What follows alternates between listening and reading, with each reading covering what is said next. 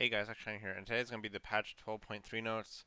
There's some fighter changes and other things. I haven't read it as usual, so bit of a surprise, kind of, so we'll see how it goes. Champions, Ari. Yeah, this is like a mini rework with Ari. So health growth was 92, now it's 82, so now she gets 10 less health a level. Health was 526 to 2000, now it's 500 to 800, 1894. Base health regen was 5.5, now it's 2.5. Armor was 21 to 80, now it's 18 to 77.5. So overall, she's actually squishier so far. Um, Passive was updated. Killing minions or monster grants Ari an essence fragment. After obtaining 9 essence fragments, Ari consumes them to heal for 40 to 120, plus 25% AP. When Ari scores a takedown against an enemy champion within 3 seconds of damaging them, she feasts upon their essence, healing for 80 to 200 plus 35% AP. Interesting. Damage pass was 40 to 140 on her Q, plus 35% AP. Now it's 40 to 140 plus 45% AP. So a buff with AP builds. Mana cost was 65 to 85, now 60 to 100. That's a lot of mana. Foxfire, it was 40 to 140 damage plus 30% AP. Now 60 to 160 plus 3% AP, so buff there. And damage, um, also the level 1 damage is also higher, which is interesting. Mana cost was 40, now it's 25. Duration of the flames was halved. It was 5 seconds, now it's 2.5. Bonus movement speed duration was 1.5 seconds, now it's 2 seconds, so she's a bit faster. Uh, they updated her heat seeking. Update missile targeting and last hitting logic, so that's probably better. Charm damage was 60 to 180 plus 40% AP. Now it's 80 to 200 plus 60% AP. That's a lot more damage. Mana cost was 70. Now it's 50. And yeah, she now no longer does enhanced damage to the target that she charmed. Probably fine considering that it just seems that she does more damage in general, so it's probably redundant anyway. So, whatever. Spirit Rush, initial duration was 10 seconds, now it's 15 seconds. And consuming a champion's essence with essence theft while Spirit Rush is active extends Spirit Rush's recastration by and up to 10 seconds. And grants an additional cast of Spirit Rush up to 3 castors. So, um, let's say she casts this and she gets a kill. It means it goes up to 25 seconds in which her ultimate's up. If she gets any more kills, it cannot go above 25 seconds. And also, say I use two of my ults and I get say 2 kills, I'll go back up to 3 ultimates. So that's quite interesting. A big reset champion. There's a lot of reset champions nowadays. Jeez. They fixed some visual effects and enhanced missile movement with her W and her R, cleaned up visual effects and added new ammo bar icons that indicate number of stored Spirit Rush casts. That's good. I like clarity, and her passive effects and sound effects have been updated for all skins. Auction, passive, dirty fighting, bonus movement speed upon canceling second shot was 35 to 75. Now it's 20 to 75, so it hurts his early game. 3 stack bonus magic damage on his passive was 20 to 175. Now it's 10 to 165, so it's a bit of a nerf. We'll see how this goes. I don't know. We'll see how it goes, honestly. It's just to get rid of his lane bully status. Amumu, armor growth was 3.5. Now it's 3. Armor was 3 to, was it 80? Now it's 30 to 81, so a very slight buff there, I guess, but not really. Maximum damage reduction was up to 100% per instance of physical damage on his tantrum. Now it's capped at 50% per instance of physical damage. What's the reason? Moo has been too strong in average play ever since he has gotten a ton of new items this season. And although flat damage reduction is supposed to shine against champions like Zeri, complete negating certain attacks or abilities is a bit much, especially for an always on passive, so we're adjusting his E to match similar abilities. Yeah, so this, yeah, I was thinking that's the reason they nerfed his E, because in most instances it doesn't actually matter. I mean, when you're jungling, it doesn't even really matter just because, well, you're getting your Omni back up anyway. So, yeah, kind of funny that he's like the biggest counter to Zeri, which might also influence his win rate. Um, I don't know about nerfing his armor growth though, but I don't know, whatever I guess. I I just don't like his mana issues. Um, Bran I mean, and that was an average play nerf. It wasn't like a high level nerf, so it kind of sucks for people who actually play him in higher elos. A passive for Brandon Ablaze. Mana refund upon killing an enemy now also occurs if Brand's ability last hits a target that was already not ablaze. Um, Mana refund upon killing an enemy hits a target. Well, he just gets more mana now. I'll be honest, I'm kind of like, a mana refund upon killing an enemy. So he kills the enemy, and if he gets, if Brand's last ability last hits a target that was, so okay, so he would only get, before he would only get a passive refund if there were 3 hits apparently. But okay, that's a quite a big buff. Um, Update was R. Okay, just got some shards. Pyroclasm's Fireball now prioritizes bouncing to nearby enemies before bouncing back to Brand at full range. Pyroclasm will still prioritize bouncing enemy champions first before minions or monsters, regardless of range. Um, okay. Yeah, so it's just going to Brand more, and I don't know, going to other enemies instead of Brand. Caitlyn, 80 growth decrease, Q damage reduced. So 80 growth was 3.8, now it's 3.4 per level. Attack damage was 62 to 126, and now 62 to 119. So that's quite a big nerf as well. Although isn't this the 80 growth? What? Isn't this the 80 growth nerf? I'm not sure. Wait, what? I'm not. I don't think they've ever really done that before. But I'm pretty sure that's just showing the full length of the 80 growth nerf. Is it? I think it is. That's very strange. Um, Q damage against secondary enemies was 60%. Now it's 50%. Bug fixes. Fix the bug where Caitlyn's ult would incorrectly get a cooldown refund if she was feared during his cast. It's interesting that they actually put a bug fix here. I actually read bug fixes at the end because there's usually big things that like sometimes influence a champion. Like, wow, this makes this champion a lot weaker, a lot stronger. So it's interesting they actually put a bug fix here for Caitlyn instead of like at the end. So whatever, that's just interesting. Corki, passive hextech munitions. First package arrives after 8 minutes. Now it's 10 minutes. Package restock every 4 minutes, and now it's 5 minutes. So yeah, a pretty big nerf overall because now we won't have it for every single objective every single time. He has to actually be quite decisive, and he also doesn't go online so early. So yep, that's pretty good. It means you also take your time with the first dragon when it spawns instead of feeling like you have to do it before 8 minutes. LeBlanc W damage decreased late. Damage was 75 to 235. Now it's 75 to 215.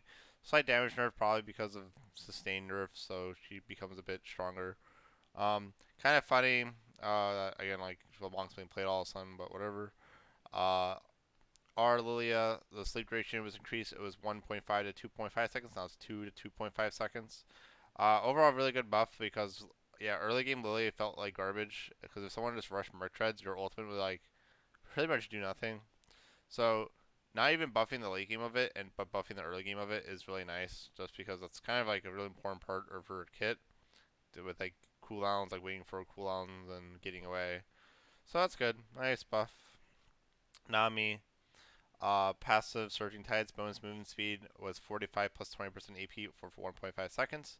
Now it's 90 plus 20% AP over 1.5 seconds. That decays. Overall big buff, and she lost 5 damage each rank on her E, so a total of 15 damage each like rank. So like it was 25 to 85, now it's 20 to 80, so it's 15 damage less. Um, so I'm honestly that's overall big buff though. So, geez, more all-in potential. Quinn W heightened senses bonus attack speed was 20 to 60. Now it's 28 to 60. So a bit of a buff early game. Flurry, no, our Sky Strike. Flurry damage was 40% 80. Now it's 70% 80. That's a ginormous buff to her 80. It improves her clearing a lot as well. So that's quite nice. Um, Overall pretty nice. So yeah, pretty good. I mean, this also helps with assassination and her R, assassination and weight clearing. Senna, passive absolution. Minion and lesser monsters that Senna kills have they used to have a 10% chance. Now they have a 2.7777 chance to spawn a Mist Wraith. All else unchained. So yeah, that's pretty good. So what's the reason? The buff to Senna's Q last patch did not make her support stronger as intended, but it was overwhelmingly increasing her AD carry win rate. Our goal isn't to make AD carry Senna weak, instead to bring her two roles closer together in strength. Before you grab a calculator, this rounds out to approximately one soul for every 6 spinning waves. That's pretty big. That's actually ginormous. So RIP. Twisted Fate. Wild cards magic damage is Q was 60 to 240 plus 65% AP. Now it's 60 to 220 plus 75% AP. So a bit of a nerf to his clear. He needs to get a little bit more AP. Like he needs a really low AP to actually get back that damage, but it's very slight. It's just to hurt his clearing. E stack deck. Bonus attack speed was 20 to 40. Now it's 10 to 40. They also don't max this until last skill. So yeah, he won't actually have that much strength with like dueling anymore because again, his E also has the passive of every I believe 3 hits he gets bonus damage. So it's a bigger nerf than you would think, honestly. Then the reason Twisted Fate seems to always have the right cards in pro play with his global power and consistent CC. We're cutting into his abilities base stats, so he has to buy more AP to dish out big damage instead of opting for his usual utility builds. Yeah, pretty much. This also hurts even buying the rapid fire can because it has crit, has crit chance in it, and so since you have less attack speed, you have crit chance. So pretty big overall. Zeri's getting a lot of changes this patch. Movement speed was 330, now it's 325. This is mostly probably because of her going Trinity Force, which is giving her some insane movement speed overall um, for an 80 carry, as well as being tanky. Basic attack full charge damage based on target health was 3 to 20%. Now it's 3 to 15% based on level. That's pretty good because that does a lot. That's a lot of damage because it's max HP damage and it's a point and click slow. It's really strong, and she can get multiple in a fight. It was pretty crazy. Like she's a weird AD carry because she does physical damage, but then she does a lot of magic damage. So, whew, had to tone down her magic damage there. Chain Lightning magic damage was 10 to 30 plus 50% AP. Now it's 10 to 20 plus 50% AP. So it's not really nerfed early. Not even really nerfed mid game. But now Chain Lightning magic damage can now critically strike. So I'm not sure if it's affected by IE or not. It might be. I'm not quite sure. If it was, that's interesting. Or if it is. Um, they are trying to encourage her to. I mean, the fact that her lightning does like the same damage though, like early, like it's not even changed. People are probably still going to build like the Trinity because they're trying to encourage her to build like shield bow. Say like I don't know, those quick blades and like some other items. But everyone just keeps on going massive tanky 80 carry that is hard to get, kind of like Ezreal. So I don't know. I honestly don't even think if they're trying to make it so she doesn't build such tanky builds, they have to do more than this because the I don't know. They allowed 80 carry to be better, but like they kind of nerfed her movement speed to so it's like so now she's slower as an 80 carry. So it's like doesn't she have to build Trinity Force now? I don't know. It's kind of funny. Bug fixes. Zeri's E, Spark Surge will correctly vault over Trundle's E Pillar of Ice and glide over Nivea's W, crystallize wall instead of dashing through them. Fix the bug where Zeri's Q Burst Fire would not trigger Runon's Hurricane's on-hit effect if she was facing away from the target when her rounds hit. That's a huge. Oh, that's a huge bug fix. Fix the bug where several of Zeri's visual effects would not display correctly upon reconnecting to the game.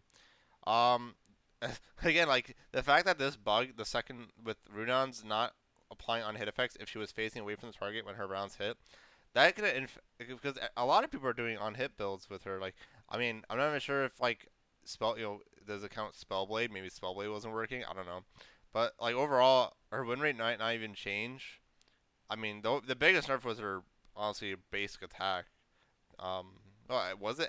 Actually, not even really, because they don't. It's the same damage early. It scales slightly less. Maybe the movement speed, I guess, but I don't know. Hmm. Overall interesting, but like if she's so, like, what's the reason? So Zeri's Trinity Force build has ended up much stronger than expected, skyrocketing her win rate once players swapped over from crit. We're targeting these nerfs to ideally hit her Triforce build more than crit ones, but because there's more overlap, we're concentrating the latter with a bit more zap and roll. Again, like I said though, I don't think this actually does anything. I think if anything, these changes just encourage her to build Trinity Force and encourage her to build what she's building right now. Like, because they didn't nerf her early game ult damage and give it like scales with crit. So like, say she bought like 20% crit, her damage goes from like 2 to like 10 early. Like, so her ultimate is essentially the same, like literally the same. Like by the time like, because even level 11, level 2 ultimate, it's only 5 less damage. It's like whoop de doo. Like the only time it kind of matters is late game, but even then 10 damage late game, it's like, is that even a big deal? Um, uh, the moon speed nerf again. It's like, well, it hurts 80 carry and Trinity Force. So how does this make her not want to build Trinity Force? If anything, it makes her want to build Trinity Force because now she's less mobile. And base attack again, like she still does like, because the thing is that so early game she'll pretty much do the same damage. Like by level like 6, she'll probably do like 1.2% less max HP damage, but it's kind of whatever. Uh, it's still a lot. It's like the early game gunner. Again, if their goal is to encourage crit, this is not going to hit that mark at all. People are. This is just gonna make like you have to give her like bigger crit scalings and hurt more of her base stats or something. Like you can even make her passive base attack scale with crit instead of just being flat 3 to 15% or something. So yeah, that's gonna be an issue still. Um, so yeah, they're doing fire changes because the problem with fighters is that there's champions like Fiora, Riven, Jarvan, and stuff where they do so much damage and initiate and are so low risk because they become so tanky with drain tanking, and like it's kind of like, why play a tank when I can just play like Jarvan or something, or like Riven, and engage really well and do a ton of damage. Um, so they're trying to make. I think this is good overall. I've seen some of these changes, but overall these changes are good because I do feel like some items were just kind of like, we have to make the player feel good, so they were just doing too much, honestly. So I do agree that there should be more, like if you're going for this item, it should do a lot of this, not like all of everything, and then because then all the items pretty much right now are pretty much like they do everything. It's only like the effect that's different, really. It's kind of like, so this is gonna be big. So Divine Sunder's game changed. So let's see this. Um, Mythic fire items. For fire mythics, we're shifting a couple of items from high health all in one purchases into more unique and offensive options. Yep, not all fire should be tanky and durable, and those who should, like Juggernauts, can lean on specific legendaries for that. Training Force is the exception here. We're bumping up its health to make it match other options in exchange for a small reduction in stacking AD. This way, the amount of health you get won't be the main reason why you choose or don't choose a certain mythic. Rather, each mythic should have its own unique benefits that make that decision clear and fair. Um,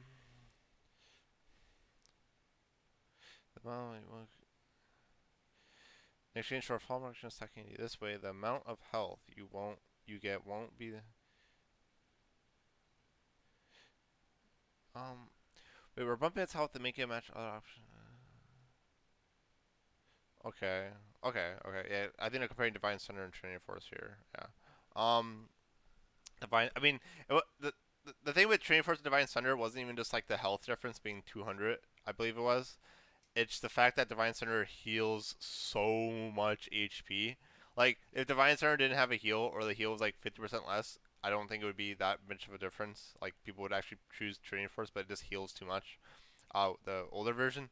So before was Sheen, Phage, Kindlegem plus 700 gold for Divine Sunder. Now it's Sheen, Caulfield, Warhammer, and a Kindlegem plus 700 gold. The big thing here is that it's not building out a Phage anymore, and Phage, has the passive of healing 2 or 1%, depending if you're a melee or ranged, of your HP over 5 seconds, which like that's why sometimes when you're bursting someone, they wouldn't die is because they're gaining so much health regen. Health regen is a very underrated stat because it's essentially health.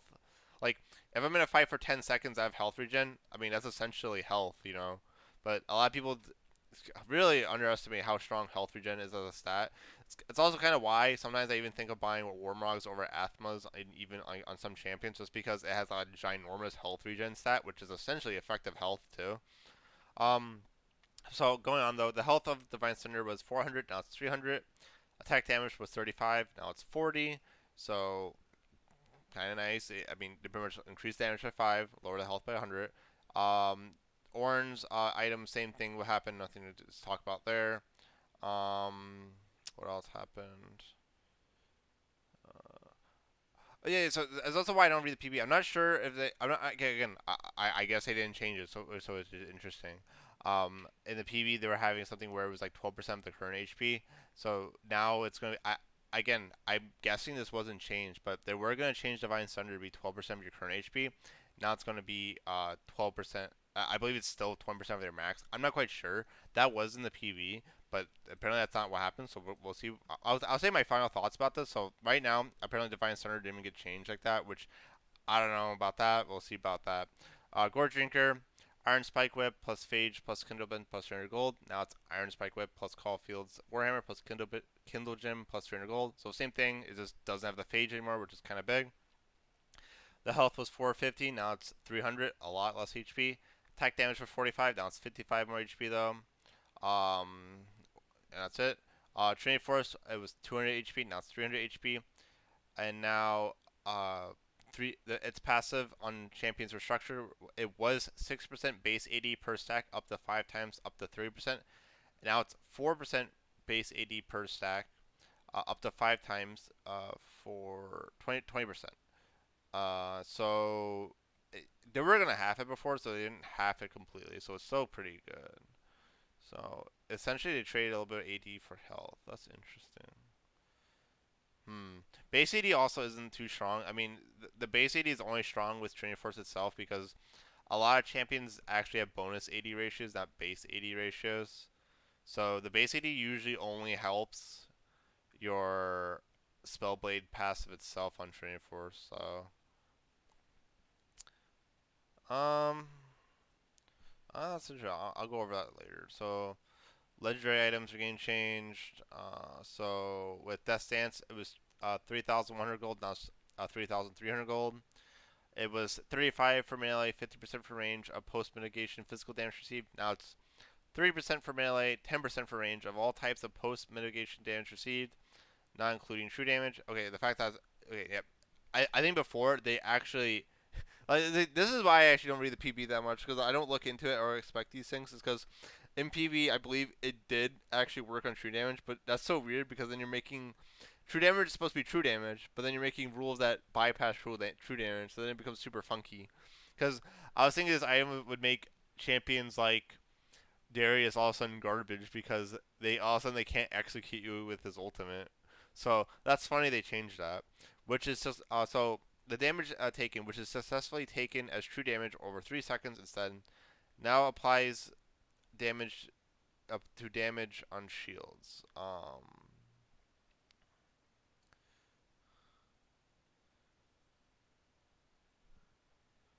Oh, that's interesting. So I'm guessing if you take a damage and you're shielded, it'll actually apply. I'm not even sure. And this now applies the damage on shields. That's pretty crazy. So that makes it super situational. Because yeah, before it was kind of strong. Because yeah, if you were shielded, that's interesting. So let's say Set even like uses his W. Like yeah, he'll be taking damage over time because he took damage from Death Stance. But I believe any damage they deal through the shield will also be applied to it. So that's gosh.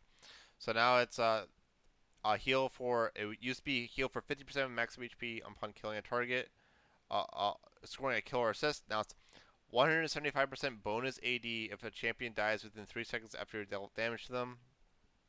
Um, so yeah, before it was just health or assist, so now it's within 3 seconds. So yeah, before it was kind of like, wow, if you just touched them and they died A6 there, you would get the passive, which is kind of crazy.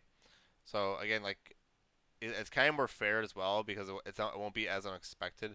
This is very interesting because even though it does magic and physical damage, the fact that it now applies the damage to shields is so big because it's just like, well, I mean, really, is it? I mean, the thing is that Sterix, I believe, is getting nerfed. So, I mean, again, maybe we should free the rest of it. So attack damage was 50, now it's 0. New the claws that catch passive gained 40% of your base AD as bonus AD. Um, so for most champions, this is actually a nerf. Some Aatrox, not some champions like Aatrox, actually get a bit of a buff from this, but it's base AD, so you have to build this item later on in the game. So they're really trying to go right off the bat. I think this is going to be a late game item. So they removed the Bloodlust passive, which was you heal for a portion of your HP over 6 seconds when taking damage from enemies. So now it doesn't just heal you and make you really hard to kill. So they updated the Lifeline passive, so when you're below 30% HP, before you used to have a shield that scales with each champion hit you and stuff. Now it's only going to be equal to 75% of your bonus health that decays over 3.75 seconds. Um, yeah, before the shield didn't even decay. It was just a shield for 4 seconds. So now it's a decaying shield. I don't know what the decay rate is though, but maybe it's kind of like maybe like our old gargoyles or something. Um, Overall, this is a very situational buy. It's probably like a third, fourth item on champions. Like even a champion like Aatrox can still buy this. Like if you build like let's say I build I don't know what do we call it yeah, a Gore Drinker into Black Cleaver into Asterix, that can be good. But the thing is that it's only good. I mean, pretty much this is like a Juggernaut item, late game Juggernaut item. If you're versing like not all AP, if you're versing a super AP threat, you would probably build them all. Again, I haven't even talked about Maul, but Maul is pretty insane this patch. So if nothing got changed, Bomb Mortis attack damage was 50, now it's 55. Ability haste was 15, now it's 20. Overall, really good. Shield was 200 plus 200%, plus 20% of maximum HP. Now it's 200 plus 225 for melee plus 168.75% for range. Bonus AD. Um, pretty overall pretty crazy so far because bonus AD as well. So some champions with bonus AD like Aatrox and Jin, but yeah, AD carries can build this item really well as well. Um, Lifeline pass. Also interesting to know about this item is that this item can potentially make things like Gathering Storm, Absolute Focus, or Water Walking more like stronger pretty much because of the bonus AD scaling. When Lifeline is activated, gain 12% Omnivamp until the end of combat. Uh, example, have not dealt or taken damage for at least 3 seconds. So yeah, overall this item got ginormous buffs. The gold cost didn't change at all. 12% Omnivamp's pretty crazy too. Yeah, this item is actually pretty insane. Like I can easily see like say Aatrox builds. I don't know. Maul into no not Maul. A Gore Drinker and maybe even Maul Rush if you're versing like say like, I don't know, a Tom Kench top. Honestly, this item's actually pretty nuts. So especially for riskier champions that want to be like low to do things, especially with a combination of like last stand. Blade of the Rune King, it was 3,200 gold, now it's 3,300 gold, so 100 gold increased. So they changed the passive from basic attacks deal 10 to, or 6% for ranged, so 10% for melee, 6% range of the target's current HP. Now it's 12% for melee, 8% for range of current health as physical damage. So overall, 100 more gold, but it gets a lot more damage. It's a 20% more damage buff, which is pretty crazy. At least for melee. For range, it's actually a 25% buff, I believe. So yeah, or no, it's like a 33. Yeah, 33% buff for range. So overall, pretty crazy. I mean, I'm not sure how much of a difference the gold increase. I mean, it's just a stronger item, so it's a nerf if you want the spike earlier, but it's such a little gold, and it actually gets stronger. So who cares? Black Cleaver was 450 HP, now it's 350. Attack damage was 40, now it's 45. Ability haste was 25, now it's 30. So it essentially traded 100 HP for 5 AD and 5 ability haste. It's kind of similar to Cosmic Drive now as well, so which is interesting. Um, yeah, I don't know. I mean, I guess it's just to make it more clear for fighters, and again, they don't want to be tanky. Remus Hydra was attack damage was 65, now it's 70, so a little bit buff there. Hearthbound Axe was 1,100 gold, now it's 1,000. Combined cost was 450, now it's 350 because of the gold decrease. Hex Drinker, attack damage was 20, now it's 25, which is also buffed them all. Turbo Chen Tank is also getting changed this patch. Um, it was gained 5 stacks per instance of damage against enemy champions and large monsters, and 1 stack for every 15 units traveled. Now it's damage taken from champions and large monsters. So already it's taken. Before it was you if you dealt damage, you would be getting stacks, but now it's you have to be taking damage to get stacks, and a stack for every 25 units traveled. Still capped up at the It's still capped at 10 stacks for dashes and blanks. So they nerf. So if let's say I go 100 units, I'm only gonna get 4 stacks now. Putting before you would get like 6, no, like almost 7 pretty much. So overall, yeah, the problem is that assassins were building this item, so they're trying to just make it so you know the tank that's going in there actually benefits the most from here. So this is actually probably a tank buff, which is actually pretty good for tanks because that's the intended user. Updated refuel passive bonus damage at 100 stacks. Your next basic attack deals magic damage to all nearby enemies, and what it used to do was increase by 25% against minions and 175% against monsters. Now it's increased to 30% against minions and 200% against monsters. Um, What's the reasons? Our changes to Turbo Chem Tank in patch 12.2 were a band-aid to bring the item back in line on dashy champions like Akali and Aurelia while we look for better solutions. We're further adjusting the stacking mechanic to make Turbo Chem Tank better suited for tanking rather than turbocharging enemies. Emphasis on the tank, not the turbo. These changes also apply to Orin's Masterwork item. Yep. So yeah, overall, this item is actually better on tanks now, which is kind of funny. So that's pretty good. Gonna probably definitely try it out more, like on like Cho'Gath, like maybe even Rammus. But Rammus is such a situational pick, and even then, ugh, he has some problems. Bug fixes and quality of life changes. Hextech gates. Champions will now both visually and mechanically move along the hextech gates, travel paths rather than immediately teleporting to our destination gate. This also means that active champion effects such as Ken's or Slicing Maelstrom will travel along with and apply their effects around the champion's traveling indicator. Um, they're doing this because I think there was a bug, or not really a bug, but if you were traveling the Hextech Gate and say Karthus was R'ing you, you wouldn't actually take any damage because you're not on the map. But now you're on the map essentially. So this interesting. I wonder what implications this has, like Arn Soul and stuff. I mean, it's kind of cool. You get to see also what champions actually coming through instead of guessing what champions coming through. So I actually think this is more fair as well, which is nice. Fix the bug where Kled's W violent tendencies fourth attack would not deal its bonus damage if the ability was learned during a basic attack. Um,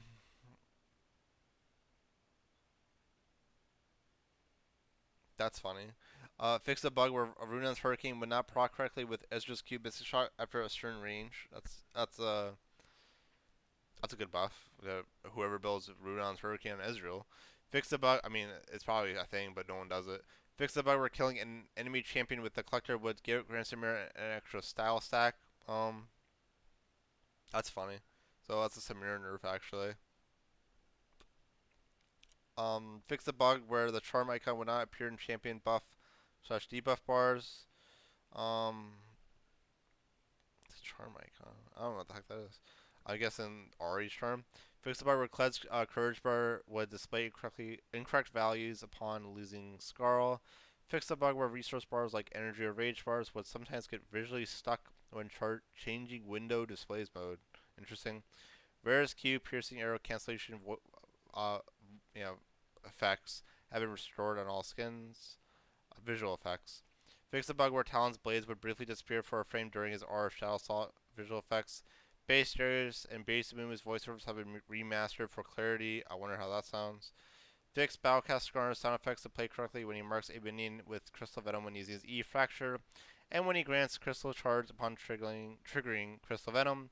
The in-game FPS indicator update rate has been reverted for smoother reporting. Fix the bug where players would be able to select multiple roles in Summer's Rift lobbies with 5 players. Interesting. Fix the bug where pressing the escape key would not close the role selector in game lobbies.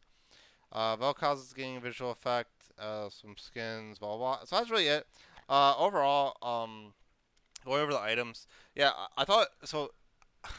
I don't know. So again, if they're not changing, because I was under the impression they were going to change Divine Thunder more this patch. Um, I mean they just, I mean right now all they really did was just make it like, the thing is about the phage passive is that you wouldn't even keep the phage passive anyway. So if anything, you can even consider it kind of a buff even with Divine Thunder, honestly. Although you would usually build that last anyway. So honestly, you can even consider it a buff because people would actually, I don't know. I honestly think what I consider a buff, even the build path in a lot of cases. The health being from 400 to 300 is kind of whatever because other items can change to be the same thing. The attack damage also went back up by 5. And yeah, if the pass is the same, people are still going to build us on champions like Viego and stuff, especially if the damage and healing is the same. So, I don't know. That's kind of funny. People are still going to be, like, overall, people are still going to be building this item by default, to be honest. I don't really, like,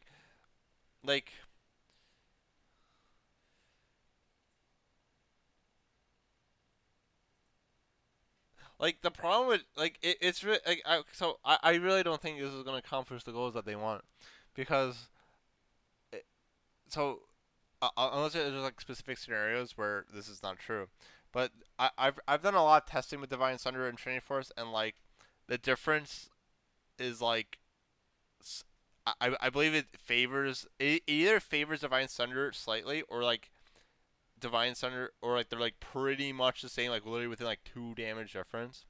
But like overall, like people are, I mean, okay, you buff Training Force, but you nerf the AD, so like now Training Force probably, like I already, I just said that Training Force actually was actually like I think it was dealing a little bit less damage, or maybe it was a little bit more.